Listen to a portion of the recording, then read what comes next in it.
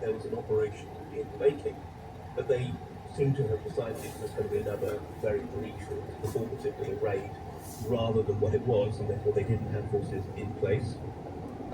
He's continuing to try and play this down. I mean, the very fact that he declared kind of martial law or a counter-terrorism operation in the border areas. Well, again, that's really fine rather than local reporting in comments like newspapers saying this is war. So it doesn't turn well. But more importantly, I think what we tend to see is as Russians encounter the real world, as they spread, and sometimes it's just simply by casualties coming home, and sometimes it's precisely by people being forced to evacuate their homes and such like, it just begins to add more and more grit into the Kremlin's propaganda machine. And we've seen this in past wars, from the Soviet war in Afghanistan to Russia's wars in Chechnya, that the Kremlin is able to maintain a certain narrative, but then after a while it's so I think it's going to be one of those issues in the long term. We've seen it going forward, has talking about the risk the downside. Can you see a downside? Well, yes, absolutely, because to do this operation, they did have to withdraw forces, well-equipped, experienced forces with modern Western kit, from defending the Donbass region to attacking in the north.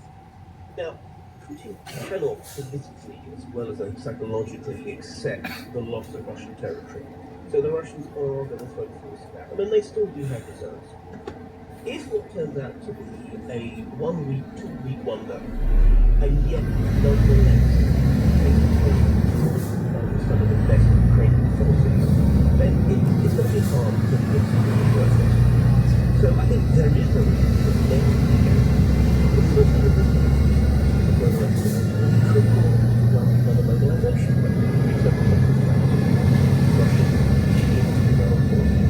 Find other ways of understanding. So, there is an inevitable risk involved. The point is that, in a way, Ukraine needs to make this. It's just locked down in a war of attrition. It's fighting a war of attrition in a country with a population of something like 4 times the size. It cannot just simply rely on arithmetic. So it has to rely on daring these now. Professor Galliotti, as always, thank you very much for sharing your thoughts with us. Barnaby Weather, Grace and Ian Pence, two students and a Steve Martin perspective were killed in the early years of the war in June 2020. They killed pleaded guilty to manslaughter on the grounds of diminished responsibility and was sentenced earlier this year to an indefinite hospital bill. He'd been suffering from severe mental health issues and had been diagnosed with paranoid schizophrenia. He'd been detained under the Mental Health Act 4 times in less than 2 years. And tomorrow, the Care Quality Commission, the independent health regulator, will publish its assessment of how Kalakain was treated. But this evening, BBC Panorama reveals the deep misgivings of at least one doctor had about Kalakain's state. A psychiatrist is recorded as observing that Kalakain showed no insight or remorse, and that, quote, perhaps he would end up killing someone. That was in 2020. Kalakain would go in and out of mental health care between then and the terrible morning when he took 3 lives. Dr. Richard Taylor, a forensic psychiatrist who's not treated Valdo Kalakain but has treated people with serious mental illnesses and been an expert witness in more than 150 court cases, he said that in 30 years in the field he could not recall ever seeing such a remark written down in medical records by a doctor. If it's that unusual and potentially that serious, what would you expect to happen? If a psychiatrist is committing themselves to a potential risk of homicide, then I think that's something that I would expect to be taken seriously. Kalakain's brother, Elias, speaking to Panorama, asked whether proper medical care was ever provided. I don't think it's fair to say that he was ever treated. I don't think he was ever really treated. He was sort of managed. Like, so he had interventions, but with regards to proper, I guess, treatment plan, I'm not sure that we ever saw that. Julian Hendy is the founder of 100 families, which supports relatives affected by mental health homicides. His father, Philip Hendy, 75, was stabbed and killed walking out of a newsagent's on a Sunday morning in 2007 by a man called Stephen Newsham, who was mentally ill and known to local services. I asked Julian about the parallels between his and Valdo Calican's case. We see this all too often. There are so many similarities. I mean, the man who killed my father had a diagnosis of paranoid schizophrenia. His family were raising concerns about him the week before he killed my dad. Those concerns were not acted upon assertively enough, and it's only now that after he killed my dad, he was getting the care and treatment that he needed in the first place. It's important to know that most people with mental health problems are not violent. The particular problem is for people who have no insight into their illness, and if someone's got no insight into their illness, they're not going to accept treatment. And it seems that the current system all too often says, well, you're on your own. You know, we'll discharge you back to your GP, and we'll offer you a appointment if you want to. If you don't think you're ill, you're not going to accept that offer. You mentioned this group of patients that have no insight into their treatment or their activities, and that phrase was used, Panorama reveals almost to the words about Valdo Calican. Would you like to see that as a turning point as to how people are treated and controlled? I think what needs to happen is, for the small number of people with serious mental illness who have lack insight, they need to be treated more assertively. There used to be things called assertive outreach teams. A lot of them have been abolished, or they've been merged into more generic community teams. People with like Valdo Calican need more assertive, timely care and treatment, making sure they're taking their medication, they're engaged, or they understand the consequences of not taking their medication and not having treatment. Assertive outreach, it seems to me, works, and there needs to be a lot more of it. Do you think that the lack of assertive outreach is a function of ideology and beliefs, or is it a function, as you see it, of resources and the lack of? I think it's a cultural and ideological problem. I mean, assertive outreach can be expensive because people need more regular and timely follow-up. But actually, the cost to the patient in Baltimore for a year is £250,000 per patient per year. Now, that money could be much better spent on more assertive community treatment to try and keep patients, their families, and the public safe. We're waiting, of course, for the Care Quality Commission report, which is expected to come out tomorrow morning. Do you have particular expectations? I would expect the report to find problems in risk assessment, record keeping, problems in care planning, problems about how they organised his discharge and whether they looked up his medication, and particularly whether there were problems in listening to his family and the use of the Mental Health Act. These are all quite common problems that we see. We've had inquiry reports now for over 30 years, and there's little evidence that people are actually learning from this. The reports come out and nothing changes, that's what you're saying? That is my impression. I've documented, I think I've got 400 odd reports on our website, and you can go back. One of the first reports was Christopher Clunis in 1994. It all talks about risk assessment, care planning, discharge planning, looking after medication and following it up. These are the same themes that you're likely to see in the report into Valdo Calican's case tomorrow. And your feeling is, that the medical establishment simply leans too far towards the patient's rights and is not taking into account the risk to the public?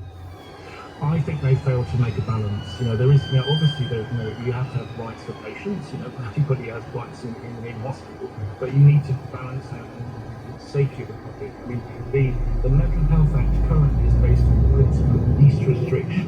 And some people need to be treated in hospitals to keep themselves safe, and their families safe, and the public safe. And often they'll say, it seems so hard now to actually get diagnosed with serious mental illness. I was talking to a family this morning that had been raising concerns for months beforehand and weren't listened to, and they said it was over enthusiastic parenting. And that was a chap went through his mum. We see this time and time again throughout the country, and they need to do better. That was Julian Hendy, the founder of the support group 100 Families, and you can watch Panorama's The Nottingham Attacks a search for answers on BBC One and BBC iPlayer at 8 o'clock this evening. A long, wet winter and a rather wet spring may seem like another world this sunny summer, but if you're a farmer, both of those events hang heavy over your life and your livelihood. Late planting and late harvesting, the result of that rain, both hit crop yields and raise questions about food security and the economics of farming that we'll try to answer, in part at least, over the coming days. Lincolnshire farmer Henry Ward saw his fields flood so badly they've become impossible to farm. He spoke to us on Friday about how he's found the last year. This last 12 months has been the most challenging season I've ever known. I'm not particularly old, I'm 33, but my grandfather, he stood in the field at the side of me. He's in his 80s, and it's been probably the most challenging he's ever known. And farmers up and down the country have had a horrid time. Yields are down this year. Definitely, we're not going to be producing as much food in this country this year as we normally would. So yeah, it's not been a great season, but we started fresh and hope that we get the kind of season going forward. Well, Henry Ward's experience chimes with that of other farmers who took part in Farm Watch, a look at farm life broadcast on 20 BBC local radio stations last week. Here are some of the highlights. You do have to remind yourself, when you're having hard days and tough days, take everything away from it. Why are you doing this? If I win the lottery, I buy a bigger farm. It's the best. That's one of the really challenging things about farming, actually, is nowadays you can't just be a farmer. You have to have a whole range of skills, and I think it's fun. It's also really hard. It's like running multiple businesses. I send the pigs off to the abattoir, then they come back to me. We then have to disperse them out all over the country. We process them into various pork products, bacon. So essentially, we've had to build our own supply chain. So it's a lot of different bits going on. The financial incentives now are geared more towards environmental schemes rather than food production. So you're going to have fields of wildflowers, and don't be blindfolded or blinkered by the fact you think you're going to see children and people running through lots of fields of wildflowers in the sunshine. That's not how it works. That is good agricultural land that produces food being taken out of production. You've got a bit of a control on costs, I suppose, but you can't control a lot of it. So what stress brought out in me, I didn't realise was stress. You know, we've been through a really difficult landing, a really difficult winter. You know, we're working 12, 14 hours a day. I thought it was only me, the things I was going through, the symptoms, etc. I said to the lady, I'm not stressed. I'm not forever. Yeah. She says, well, your bucket's full, mate. It's coming out. Well, Olivia Midgley is the editor of Farmer's Guardian magazine and the BBC's Farm Watch programmes, which we had samples from, accompanied Farmer's Guardian's long-standing Farm 24 campaign. Olivia, good afternoon. Hi Johnny, thanks for having me. It's a great pleasure, it really is. Can I be a little provocative? I think a fair number of listeners may think, oh my gosh, I never hear anything from farmers about complaints and crises and how tough it is. Is it really different? I think your piece sums it up so brilliantly, Johnny, there, because I think that, you know, it is really, really challenging out there. It's been one of the toughest seasons, or the toughest few seasons in living memory for so many farmers. And, you know, while Farm 24 and your brilliant feature on Farm Watch is great, it's definitely a celebration about, you know, what farmers deliver for the economy, for our nation, but also that really important point about, you know, highlighting food security is a big issue. And I know it sounds cliched, but food security really is our national security, and without it, and these shocks, you know, from the weather, from war, from economic disasters, a global pandemic, I think it really brings into sharp focus how fragile our food system is. And I think anything that we can, any conversations that we can have about this issue are really important, you know, for our society. You mentioned both the season that's just gone and the season that preceded that. How much of a blow was the terrible weather of the winter and spring? Was it just a very grim situation, or was it a real problem in itself? That's right, yeah, I think it's been the wettest 18 months in living memory, hasn't it? And obviously that has taken a massive toll on farmers like Henry Ward, who I know you've had in the programme. But this is really UK-wide. Other countries across the world, especially in Europe, are having disasters due to the weather as well, so we're definitely not on our own. But again, you know, it will have an impact. as well as the weather, which has obviously seen planting decisions have to be changed. So, for example, people who planted crops in winter had to resow again in spring because there were just, well, a lot of them were just deluged and killed off. But, you know, also we've got this, you know, issues with, or competing factors, if you like, for the new environmental scheme. So lots of farmers have decided to, or some farmers have decided to switch up their planting decisions for the season to, you know, mitigate risk, but also because of the quite good environmental payments that they can get for planting things like birdseed and you know, things, wildflower margins and things like that, which can boost our pollinators. Which that is basically less food, isn't it, Olivia? That's less food. It is, and you know, farmers have to balance environmental responsibility, those elements that we just talked about there, you know, doing the right thing for the soils and wildlife and biodiversity and our landscapes that we all enjoy, but it's balancing that, isn't it, with economic viability for farmers, you know, and their family households. You know, they are businesses, but these are families as well who have had just a really torrid time. So definitely not want to be too negative, because there are so many positives, including the conversation that we are having about, you know, trying to narrow this disconnect that we have between, you know, our nature and our food. Olivia, thank you very much indeed. We will be pursuing this as the week goes on. We're very keen to hear from listeners on it. The social media hashtag, as always, BBCWATO. And if you want to write to us in a bit more detail, every email gets read to world@bbc.co.uk. Now they are over. No more discovering the gentle thrill of women's shot putting. No more skipping out of seeing friends to lie on the sofa and soak up the cycling, and no more wondering quite how breakdancing got into the competition. The Paris Olympics are over. This morning, after a fortnight that, as ever, defied the doomsayers and provided so much joy and excellence and entertainment, President Macron said farewell to the spectacle that has entranced so many for the past 2 weeks.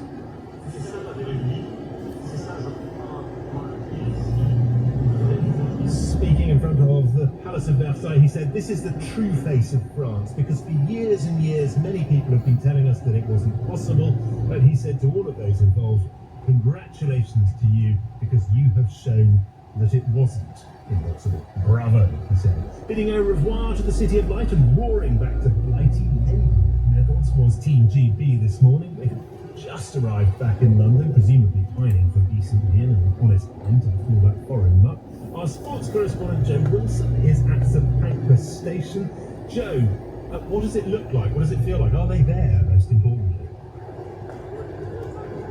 Johnny, they're starting to trickle through. I'm right by the arrivals doors, which have just burst open within the past couple of minutes. So the first GB Olympians are arriving. You may be able to hear a trickle of applause in the background. The medalists, I think, might be another few minutes because they are stopping for a photo shoot on the platform itself. Now, there is 51-year-old Andy McDonald coming through, Johnny, on a skateboard. And I don't know if you can record his performance at a skate park at the age of 51 with his father from Luton, belatedly qualified to take part in the Olympic Games. He was, of course, one of the people who made skateboarding popular in the 1990s. Listen, in terms of the crowds here, there are more people arriving all the time. I think maybe 300 or 400. Just to the left of me are the family of Georgia Bell. A magnificent bronze for her in the 1500 metres. They've got a Union Jack. They've got a bouquet of flowers. But above me, of course, Johnny, is the magnificent Victorian architecture of St Pancras Station. That curved single-span roof stretching up to 200 metres. I can even see the beginnings of the champagne bar. This is architecturally a venue to rival any in Paris, isn't it? It sounds like it is, Joe. It sounds brilliant there. I wish I was there. And what about the athletes themselves? It just sort of stops. How do they wind down now? What do they do next? That's a really interesting question, Johnny, because so many times in the last fortnight we've heard these interviews, haven't we, in the moment of success. People like me asking, has it sunk in yet? The athletes, the medalists say, it hasn't sunk in yet. At some point it will. And then when you've spent your whole adult life really preparing to get to Olympics, to win a medal, and you've done it, well, what do you do next? Psychologically, I think that can be a really interesting and tricky thing to get over. In terms of the ongoing success of Great Britain as an Olympic and indeed a Paralympic nation, remember that's coming up in a couple of weeks, a lot will depend on funding. This success doesn't come from nowhere. But the big sports like rowing rowing, athletics, sailing, they'll be looking at another budget of in excess of £25 million. Those next round of UK sport lottery funding decisions will come up before too long. But Johnny, my final point, if we were to go back to 1996, if the GB medalists from Atlanta had chosen to come back by train, they could have fit into one carriage, just 15. 65 medalists in this Games. The trouble with that, if you're trying to make a commercial impact as a victorious Olympian, it is in every sense harder to stand out from the crowd. Joe, a real pleasure to have you on. Thank you so much. Enjoy the moment. Now let's look back at Paris and briefly ahead to Los Angeles, the next venue for the Olympics. So Craig Reedy is a former vice president of the International Olympic Committee. He was on the organising committee of the London 2012 Olympic Games. He joins us now. So Craig, I think you've just been in Paris, haven't you? What did you learn from how they went? I think everybody learned that if you plan your games in the centre of a city, which they did, you are benefiting from the architecture and the design and the existing facilities that they converted into buildings. And without a doubt, the crowning glory was the huge crowds, the massive crowds they put in the very large centres, the Stade de France, the Bercy Arena, the new Adidas, the Défense Arena, in which they sank a swimming pool so that all the permanent seats were there already. Every sport was wonderfully well supported, and the French athletes were wonderfully well supported. So it was a joy to watch. Let's look forward for a moment. It's hard to think of two more different venues, is it? Historic, relatively small Paris, modern, sprawling LA, sort of endless city with no centre. They'll be very different games. Yes, inevitably. But if you think back to 1984, when Los Angeles ran the games, I think everybody thought that it was spectacularly successful. Not just in the financial profit that they made, but people remember the opening ceremony in the Colosseum as something that was really spectacular. So I've got no doubt that the city of Los Angeles, the entertainment capital of the world, will come up with something brilliant. What they do have in Los Angeles is a surfeit of excellent sporting facilities. For example, they've got the new SoFi Stadium. It's the home to one of the American football teams, but it can be converted to about 100,000 spectators. And I saw one report that said they were thinking of putting a swimming pool in the centre of that, and that would account for something like 60,000 spectators, because Americans are very strong swimmers in the Olympic Games. Were you disappointed at all in the medal haul of Team GB? No, I think to have 65 medals, if you take the American way of counting, we were third in the medal table. I mean, to have 65 medals from 22 different sports disciplines is a formidable achievement, and the team did spectacularly well. The IOC, however, count the medal table, or it's not the IOC, the media count the medal table on the numbers of goals. I personally can remember about 6 occasions when the British competitor lost a gold medal by literally millimetres. And it's maybe too easy to start saying, oh, we were a little bit unlucky. I think everybody has to remember that the standards in games go up once every 4 years. And this year the classic was in the track and field results. If I look back to Tokyo 3 years ago, I don't think the American team did very well. In Paris, every time there was a track final, there were probably 3 Americans taking part, and these athletes come out of the American college system, and they're all terrific athletes. So it's not easy to win gold medals in track and field. I need to ask you, Craig, before you go, before we're out of time, the big question, because some rivalries never ever go out of fashion, was Paris better than Well, I thought Paris was spectacular. Their ambition ambition, I know, was to be better than London. Their ambition was to have the French athletes do extremely well and be better than the Brits. And that kind of long-standing rivalry is to be welcomed. I thought both city centre games, 2012 and 2024, were absolutely magnificent efforts. Which one was better, Sir Craig? Which one was better? Come on. No, I'm not going to withdraw it because on the board of Boca, I would lose a few friends if I got it. We will leave it there, Sir Craig. We'll leave it there. Thank you. I'm sorry to cut you off. We've run out of time. Sir Craig Reedy, a real pleasure to speak to you. I'm sorry for pressing you on the great rivalry. It is the hottest day of the year. The schools are shut. Holidays are upon many. It is festival time, and the world at one has been taking a taste of these summer gatherings, large and small, across the country. Up in Perthshire, the gorgeous Highland town of Aberfeldy has been hosting the Apple and Breadalband Agricultural Show. I've almost certainly mispronounced that. Henry Murdoch, the show's vice chairman, gave us a tour.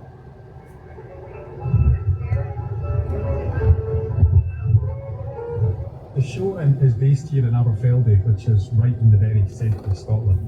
It was established just after the war, back in 1944, and it was at that time it was held in the local Victoria Park. And in 2008, it overgrew that, and we moved it across to where it is now in Wades Park.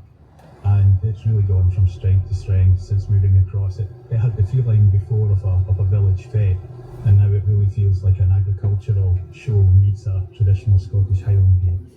The local farmers, who are all very proud of what they grow and produce and stock, bring their sheep and cattle, and some bring their horses. And the Saturday morning part of the show is very much based about with them competing against one another.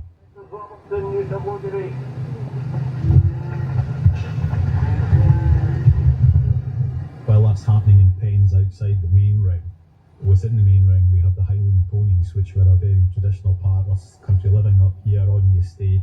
You know, and that's something that's quite unusual because a lot of our visitors who come to the show probably haven't experienced that before.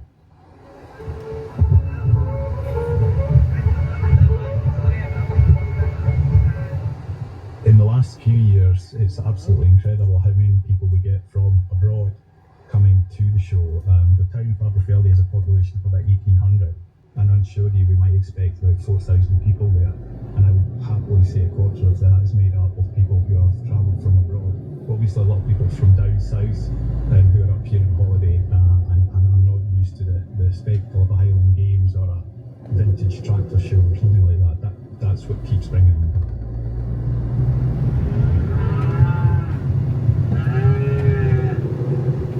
We select a pipe band from one of the towns or cities here in Scotland, and it's usually a different band each year, and they meet usually in the square in Aberfeldy, and the pipe band meet there and they begin a procession from the square down through the town and over what's called the Wades Bridge. It's a fantastic sight seeing the pipe band come over the bridge down towards the show field.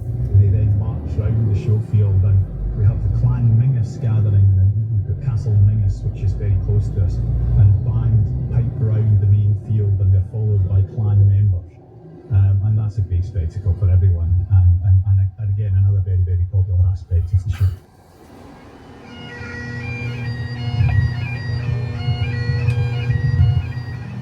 The Aberfeldy show, courtesy of Henry Murdoch. Many, many thanks to him. PM is at 5. This is Johnny Diamond, and that is the world at 1:45. Studio direction was by Gabriel O'Regan. The editor was Sophie Balkan. This is Radio 4. In a change to the Build episode, we have a special edition of Cafe Hope with Rachel Burton.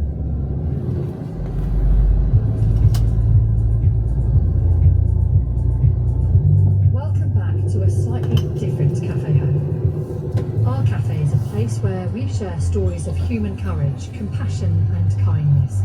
And nowhere has that been more evident in the last 2 weeks than here in Southport, on the northwest coast of England. The community here was left reeling after 3 children were killed in a knife attack at a holiday dance club.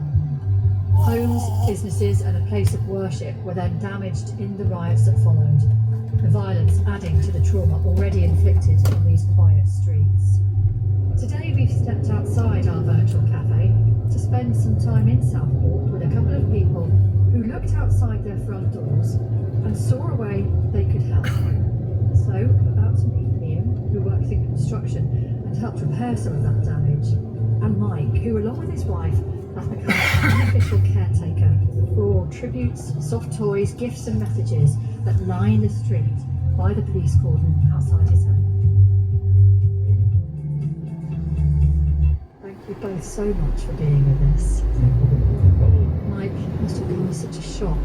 Big shock that something should happen to young people. And there was a natural reaction from people to come and gather here and to leave something, and that's what started happening. People came with bunches of flowers, which they stood against the wall. And being me, I looked at them and I thought, well, when I get a bunch of flowers, I put them water in a vase and put them in the vase. I can't have them just standing there. So I went off and found a bucket, put it against the wall.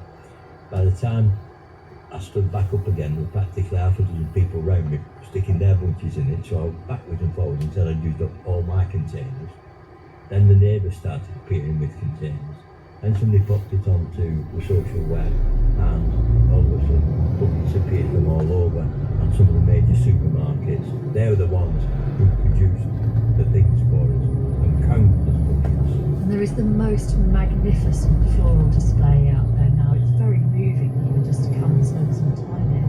What we're trying to do is any bunch of flowers, we take all the wrappings off, it's all the string, etc. and sachets of feed, 2 or 3 are put in a bucket, then all the flowers go in. That's the pattern we follow. The messages are on many of the wrappings. Somebody left a message on inside one of the bags of rubbish. So my daughter went through all 3 sacks of rubbish to re-examine every piece of paper to make sure there were messages. And my daughter was processing them, and they're still spread around the room where we're sitting, our messages. It's traumatised my daughter, because one of them is just it is my heart. It's deep inside. It's a card from 2 girls who knew one of the girls, and they wrote, "We hope you get better." And on the outside of the envelope, it says, "Sorry, you will not read this card." What can you say? There is such tenderness in what you're doing here, and it's so hard to know how you comfort anyone at a time like this, but to see time and love given in the face of such tragedy, I think does help, doesn't it? I'm sure it does help. We have had various pastors around, we've got chaplains. So usually if I'm around and I spot somebody who's suffering out there, about to look at it, I'll nod to a chaplain to hop along and have a word. I will try and have a word. I've been hugged countless times out there. A lot of men will just close their mouths. They won't speak because they know they'll get emotional, just like I am trying to with like that card. It's hitting a lot of people, and if the way I've got it set out helps, then it helps. Sometimes it's just the small things that are an acknowledgement of how we are a bigger family. This is a full-time job now, isn't it? Nearly a full-time job. We've set all the toys out. We've 400 to 500 couple of toys. You've got a room full in there, just But behind they'll be us. out if it sunshines this afternoon.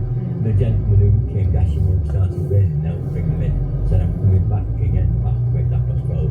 I'll stop and if it's dry out, I'll help you put them back out again." Yeah. But it doesn't mean that we joined the open garden scheme unaware of it, but children wanted to see. So they now walk around the garden just to look at them when they're all out.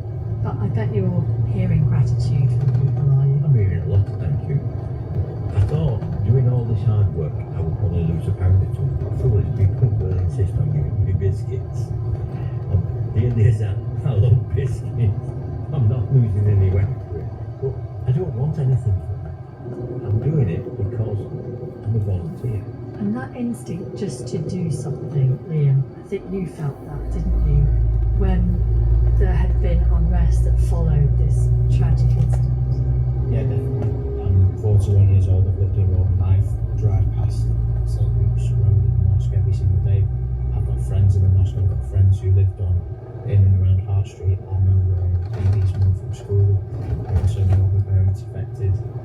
And yeah, just wanted to help, because the way Southport is, everyone knows everyone. If you don't know them directly, you know someone who knows them, or you know the face or the name.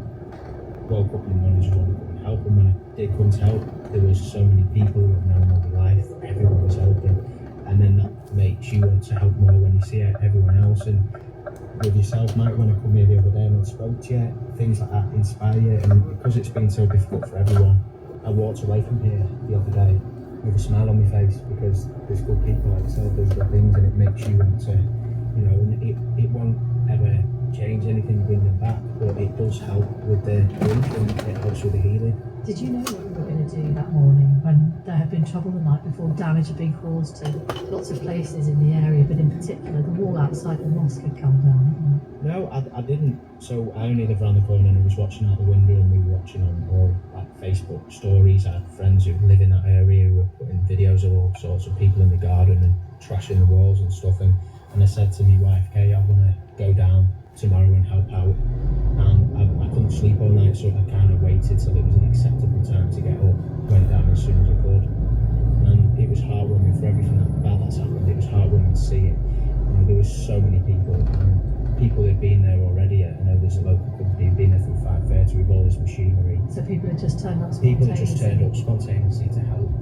And then the residents were coming out, and then 30 to 40 of us just going house to house, taking any walls that were loose down, and people were brushing into piles, and we just got it cleared up. And I'd say by 8:30, the majority of the mess was gone. And then there was a couple of us, we knocked on the mosque to check, first and foremost, check they're okay. I've got friends who have known all my life in the mosque. And I used to be a glazer, so I've got experience with glazing, so I offered to sort the glass. And then very fortunately, the company I work for, the boss rang me up and said, what do you need? I'll send anyone you need down. He sent a bricklayer down, he sent a customer care team down. Because in the building trade, I got contacts, so I spoke to Tewson's. I said, would you be willing to meet us halfway and get some materials? Wood to board the windows up, some mortar. And they went, oh no, don't be daft, bring them down, we'll give you whatever you need. The local glazing company said, yeah, we'll sort the glass. The hire shop said, yeah, we'll sort the mixer. Everyone just wanted to help in any way they could. And this week is definitely, for every single person in Southport, been the toughest, you know, if not the toughest of our life. But that set day will live with me forever. Things like this bring out the best and the worst in people. And what I'd seen that day was the best in people. You got all sorts of people just wanting to come. There were local cake shops bringing cakes. There was kids walking past with ice creams.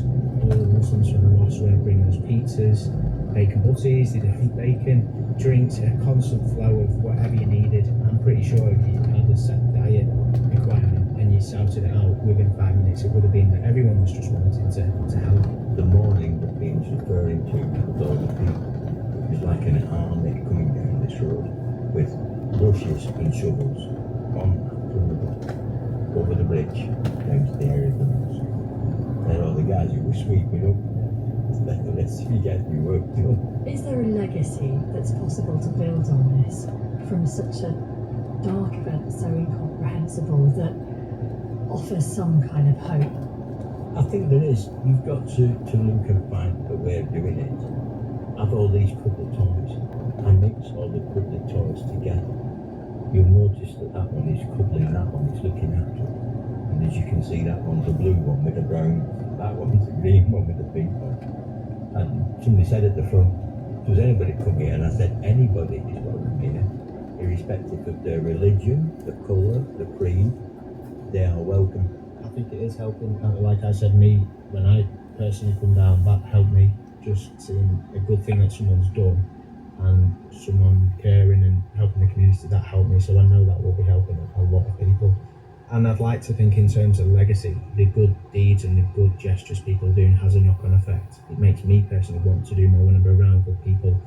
And I think the cause of the protests or the riots, they've had the opposite effect of what they were trying to do. I think as Southport, they brought everyone together. Everyone's unified, and hopefully that will be the legacy it leaves. Well, I think you two have set an incredible example for your children, your grandchildren, for everyone around here. What would your message then be to people who've been following what's happened here, and not just here, but around the country? Do some good towards stick and got one bunch of clothes for this.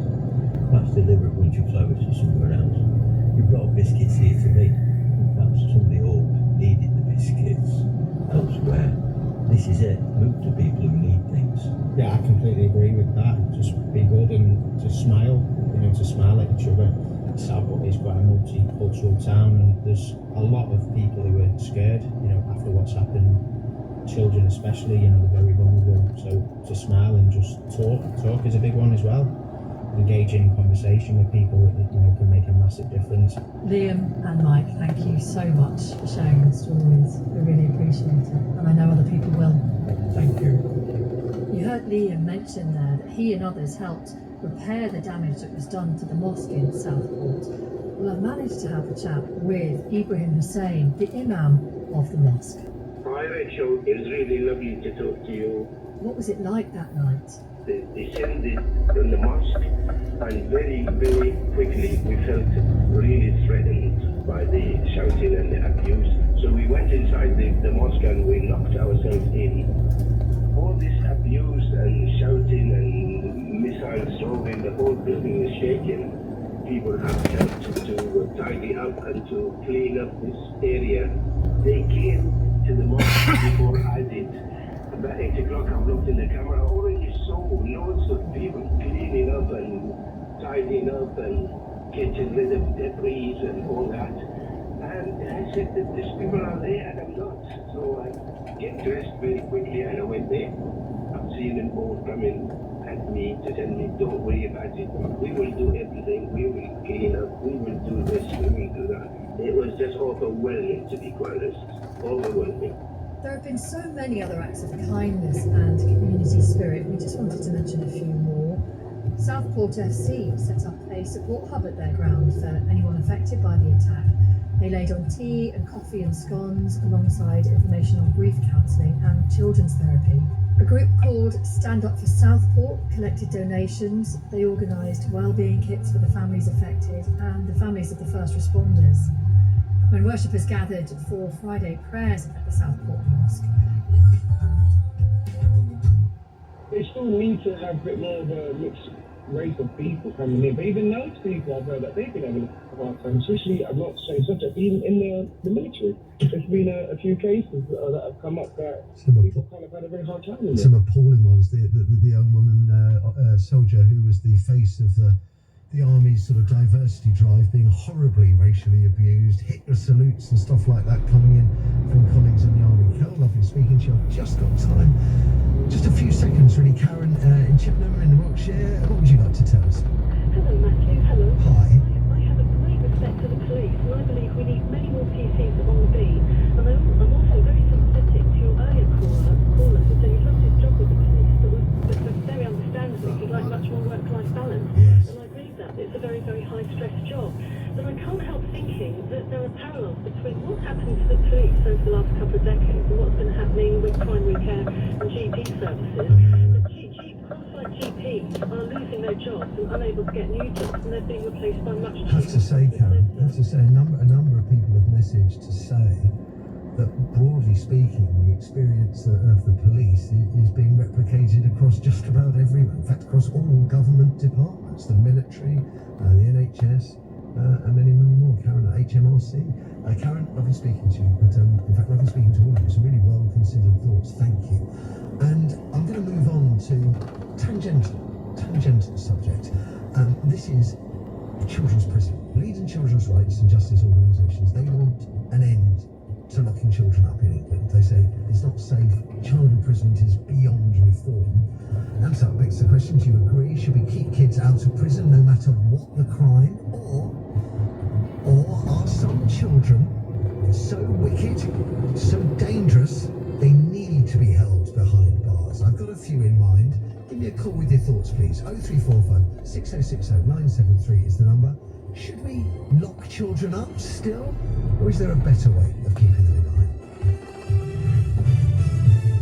On your radio, on Global Player, and Play LBC. leading Britain's conversation. This is LBC.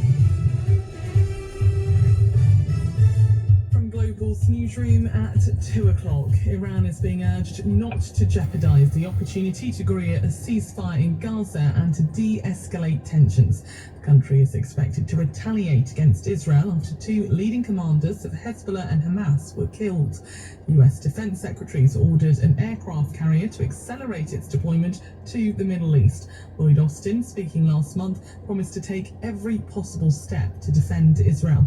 We're going to do everything we can to make sure that we keep things from turning into a broader conflict throughout the region. If Israel is attacked, we certainly will help defend Israel. You saw us do that in April. Expect to see us do that again. A man has been arrested after an 11-year-old girl and 34-year-old woman were stabbed in London's Leicester Square. The Met Police says the 2 victims have been taken to hospital, but it's not clear how seriously injured they are. LBC's Fraser Knight is at the scene. It's still very, very busy around here, right opposite the M&M store as well. There's a large crowd of children with their families who are wondering what on earth has gone on. Now, in the middle of this police cordon, all we can see really is one cap, a hat that is sitting upside down. There are around 6 or 7 police officers around this cordon. A 12-year-old boy has admitted throwing a missile at a police van during recent disorder in Manchester. He's the youngest person to be convicted so far, following riots in the wake of a knife attack in Southport last month. Earlier, another 12-year-old boy was charged with violent disorder on Merseyside. Heathrow Airport has claimed a new visa scheme for a fall of 90,000 passengers. Residents of some Middle Eastern countries have had to pay £10 for authorisation to travel through the UK since last November. The scheme is due to be extended to the rest of the world later this year. And Team GB have arrived back in London in a specially commissioned Golden Train. They're celebrating 65 medals in the Paris Olympics, including 14 golds. The athletes were greeted by fans at St Pancras Station, who say they will inspire the next generation. So it's also about younger children like this little girl here being inspired by the athletes and the huge amount of passion and performance they've achieved for our country.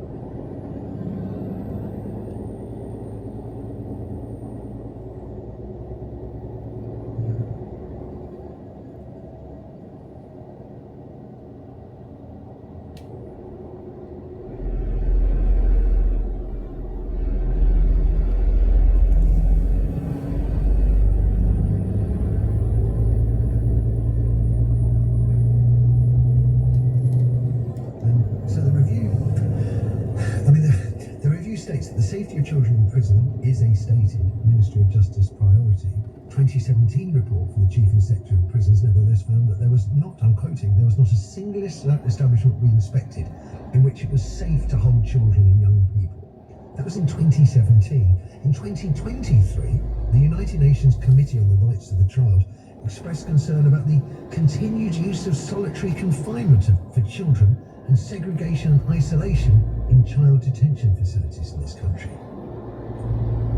Okay, restraint, we're told, should only be used on children as a last resort, and pain-inducing techniques reserved for extremely grave incidents. But earlier this year, a report from HM Inspectorate of Prisons stated, and I quote again, there was a high number of pain-inducing restraint techniques and strip searches under restraint. Many of these incidents were not in accordance with national policy and were not properly authorised. This is heavy stuff, this. The review found imprisoned children receive far less than the promised 30 hours a week of education and purposeful activity. Indeed, Feltham Young Offenders Institution, which is a grim place, I know it of old, has stated that many children receive far less than the 15 hours of weekly education. The review also found that kids are being cared for by staff who are untrained and poorly managed, and this despite a pledge to provide support in custody to enable children to thrive on release. In fact, outcomes for children leaving custody remain, with few exceptions, poor.